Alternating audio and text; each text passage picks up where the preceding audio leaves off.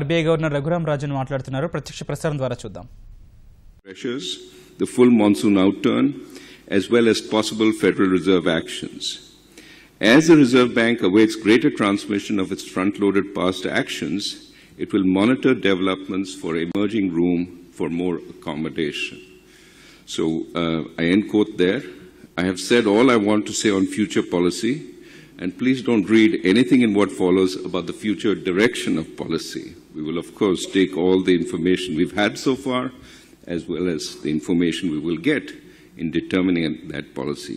But I want to explain what we've been doing and why we've been doing it, because ultimately, control of inflation has political overtones. It is something the public has to understand, has to be appreciative of for it to succeed. And that's why I want to make the case for why this is so important today. Apart from the fact that low inflation is something that our foreign investors are extremely interested in, it is something that has been at the root of what the public in India also wants, and I want to make the case once again. Now, again and again, we enunciate this mantra that the poor are hardest hit by inflation. Yet, despite this known antipathy in India towards inflation, we've had more than 9% inflation on average between 2006 and 2013. 9% inflation for a country that purports to dislike inflation. The longer we had high inflation, the more the public's expectations of inflation became entrenched at high numbers. And because the public's expectations are adaptive, meaning they change only after they see a sustained change in realized inflation, we required a long period of low inflation before expectations came down. Unfortunately, our focus in the past on WPI inflation, which typically puts more weight on international traded goods like commodities rather than domestically non-traded goods like education and healthcare, domestically produced non-traded goods like education and healthcare. This meant that when international inflation came down, the clamor for rate cuts increased. So we often did not take the fight to domestic sources of inflation. Put in technical terms, the policy rate was below the neutral real rate for years, and that coincided with a strong pickup in CPI inflation. Things can change, and things are changing.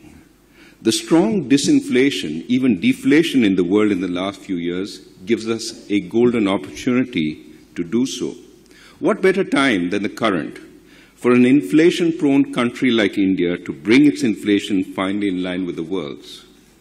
With commodity prices declining and astute food management by the government, part of our work is done for us without India having to undergo the extreme demand compression that was seen, for example, in the United States during the Volcker disinflation.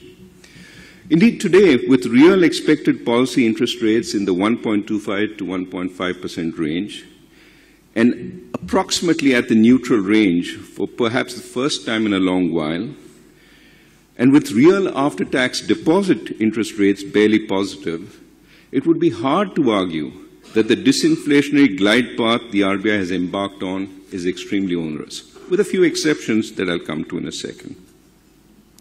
Now, while low inflation for a sustained period will lower the public's inflationary expectations and increase their real disposable income, in order to achieve a sustained victory against inflation, the public has to believe that inflation will stay low even after commodity prices start picking up in the future. And they will. Eventually, oil prices will pick up, though our estimate is at least for a year or two, it will stay at low levels.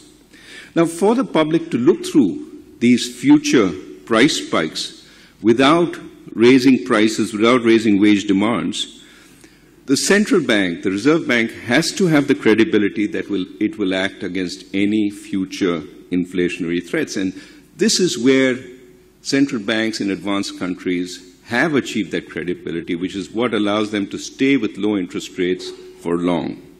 And credibility that they've achieved doesn't come from some God-given abilities, but it comes from frameworks and institutions.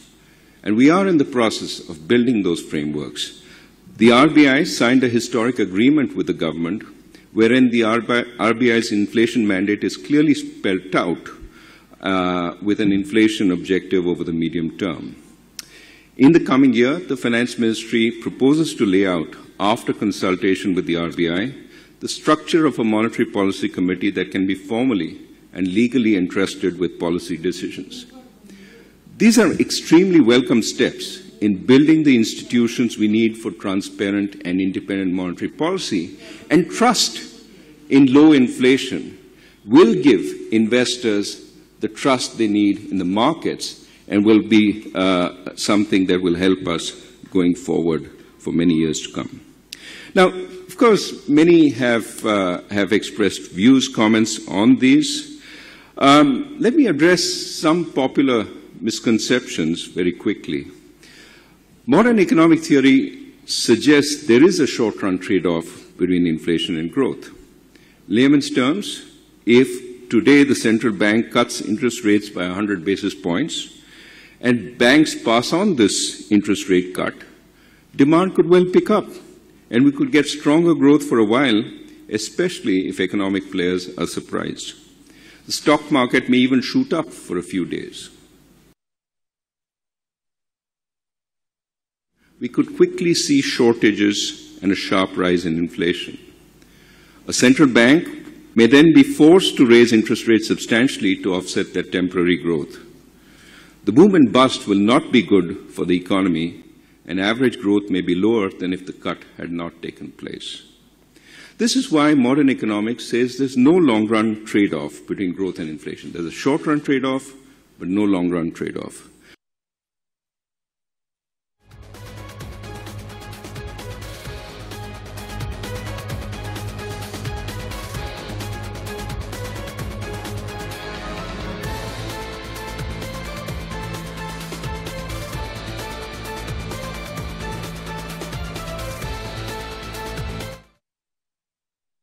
ఆ impact మన భారతదేశ మార్కెట్ల మీద స్పష్టంగా కనిపిస్తుందండి. ధన్యవాదాలు సుకుమార్ గారు.